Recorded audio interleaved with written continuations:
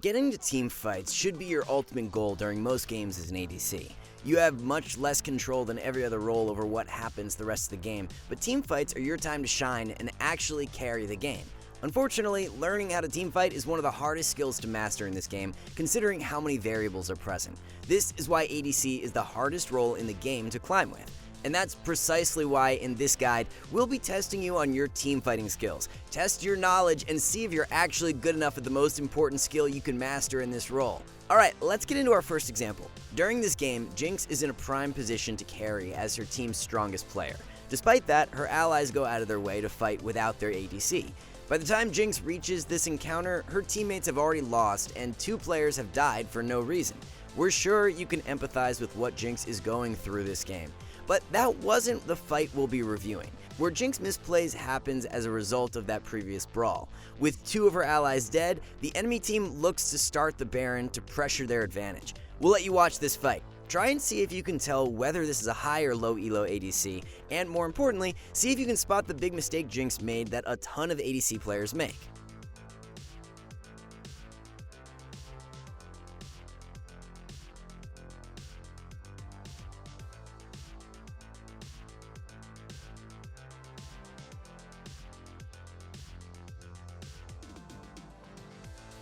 Alright, so Jinx's decent mechanics should have been an instant giveaway that this was a high elo example. Most low elo players cannot pilot their champions as well as she did. But did you catch the big moment we mentioned? Although Jinx hard carried this fight, there was a point where she could have either won the fight harder or lost it instantly. Was it A, when she chased Zac with her blue trinket? There was also the option of chasing the low health Janna and Kai'Sa retreating this way. Or could Jinx have potentially used her flash better in this fight? Was there ever a moment where she could have used it a bit more aggressively or defensively? And as your third option, as she's being chased down through mid, would placing her chompers in this corridor have been better? This way, she could have zoned the Kai'Sa and Janna from ever reaching her, which would allow her and Shen to potentially focus down Skarner, who is now isolated.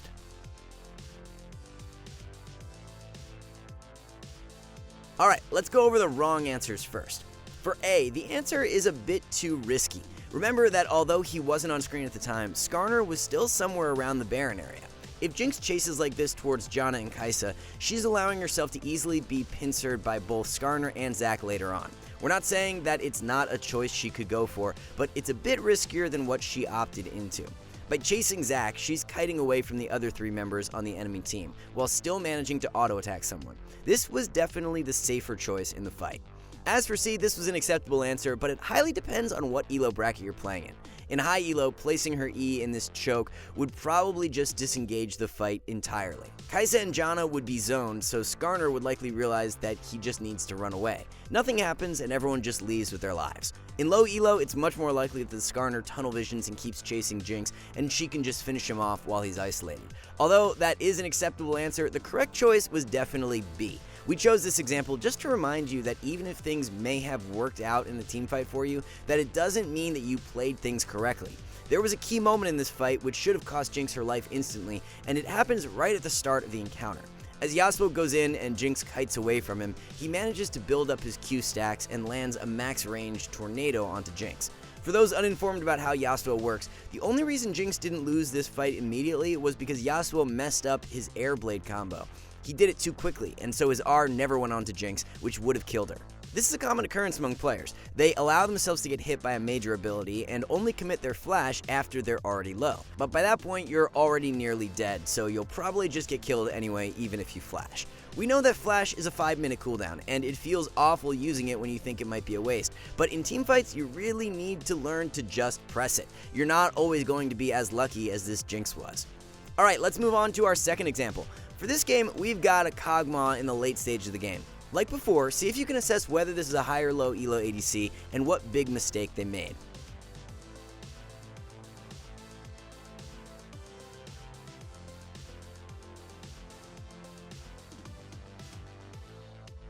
Okay, hopefully you were able to discern that this was clearly a low elo example. At the start of the team fight, Kog'Maw remained stationary while auto-attacking, which should be an immediate giveaway of his inexperience. And the ending wasn't great either. Overextending this deep to hit Caitlyn is a silly mistake we cover all the time. Putting yourself in danger to hit an enemy carry is just not worth it. But there were a couple of plays Kog'Maw could have potentially made so that he'd never be in that situation in the first place and won the fight harder for his team. Do you think Kog'Maw should have tried to reposition towards this area at the start of the fight? This would put him in a similarly good position to deal damage in this fight, but gives him a much easier retreat path with his team's base gates to kite players who might go on him. We saw Tryndamere chasing him during the fight baited Kog to go forward, so maybe this is a good solution to that problem. Maybe instead of playing things normally though, do you think he should have looked to threaten the Caitlyn? Her team was all funneling through this choke, so he could go around and flank a high value target as the fight started. Or do you think this guy is absolutely hopeless at team fighting and nothing will help him? A bit harsh, but maybe it's for the best that this player finally learns to put their keyboard and mouse down.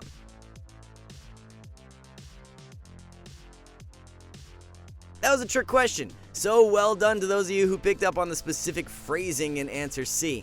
But let's start with the wrong answers again. Although answer A is Kog'Maw's ideal positioning in this fight, he'd have to path through this very dangerous area to get there. Or he'd have to go all the way around his base to safely reach this spot. It's either too risky to get there, or the loss in DPS isn't worth it. His initial positioning was fine and not the main issue. As for B, there's no reason to look for a flank. Being able to recognize who's going to win a team fight based on the engage is a crucial skill as an ADC. Kog'Maw should be aware that the enemy lost instantly because there are a bunch of melee champions funneling into a choke versus Sett, Diana, and Kog'Maw. The fight was already over before it began. Not only that, but going for the flank is really inefficient too. By the time it was even presented as an option, the encounter was well underway. Kog would have to not have any damage output for at least 5 seconds while trying to flank a Caitlyn in full vision. There's no way that's optimal. Which brings us back to C. The main takeaway in this fight is for you to work on knowing when fights are won or lost instantly. Throughout the game, you need to constantly ask yourself what your team's win condition is relative to your opponent's goals. That way you can better gauge which team is winning or losing a fight based on how the confrontation began. This can allow you to adapt and make better choices before seeing the actual outcome of a fight.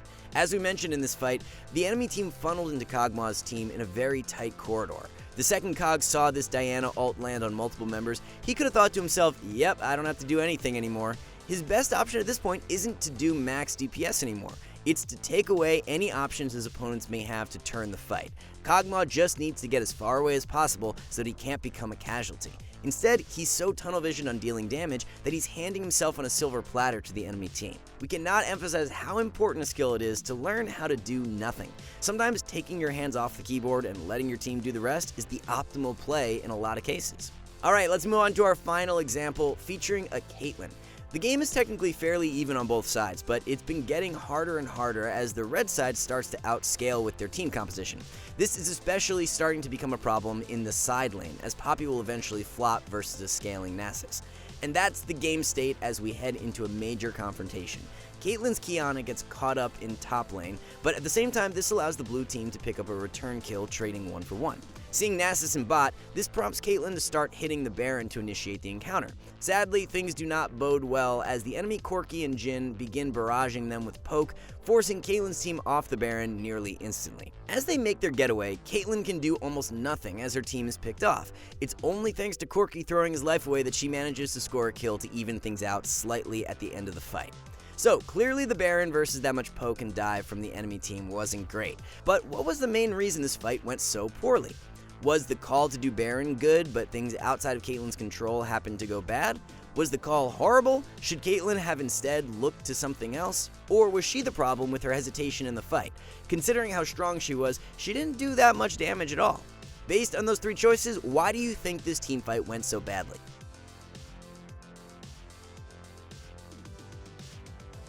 Let's just make clear that this was a very tough moment in a high elo game. The Caitlyn is in fact double lift, an okay-ish ADC. We should get the super wrong answer out of the way first. C is not the correct choice at all. There are certain cases where you can stand on your own as an ADC to deal damage. This is usually if you can match your opponent's threat level and range without help from your teammates. This was not one of those times. Caitlyn can't fight the enemy if all her teammates are running, since Corki and Jhin can easily fight outside of her range with their spells. Without any of his teammates to stand in front to provide space, Doublelift literally cannot do anything this fight. As for B, there really wasn't anything else to pressure. Dragon isn't up, you also can't siege versus Corki, and Jin's wave clear that easily. Not only that, but Doublelift's team has no hard engage. They can't force a team fight, so the only way to force the issue is to make their opponents come into them, which is precisely why he started Baron. This leads us to the correct answer to this question. The call in this specific game was good, even if it is bad at the same time. Remember what we mentioned at the start, this game was slowly getting out of hand for his team. They lose in split push, team fights, catch potential, poke, etc., and it just keeps getting worse and worse. One of the best things as an ADC is how much control you have over where fights happen. Everyone is out to get you, and your teammates generally hover around you at this stage of the game. Knowing when to force the issue, even if it's not the best call, is an important skill you need to learn in order to win late game scenarios more often. Even though the fight went poorly, there's no way Doublelift could have expected this outcome. Expecting your teammates to get hit by every skill shot and to misplay the fight is not a good mindset. You can't just assume your teammates are always going to play things poorly. Otherwise, you'd never be able to take any fight ever. The game was going to be lost if he didn't do something quickly. Starting the Baron and hoping to either force Nasus's teleport or to win the 4v3 are good calls to make. It's not going to get any better than that. Ultimately, teamfights are about what objective you're fighting over. Whether it's to push towers, take Dragon, Herald, or Baron, it doesn't matter. You need to know what you're fighting over and why.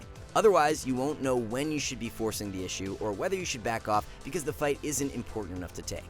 Now, what you find here on YouTube is just the tip of the iceberg. If you want to unlock your true potential, then you need to dive into SkillCapped.com. We have the largest catalog of League of Legends guides in the entire world, with over 1,500 guides and 350 unique courses.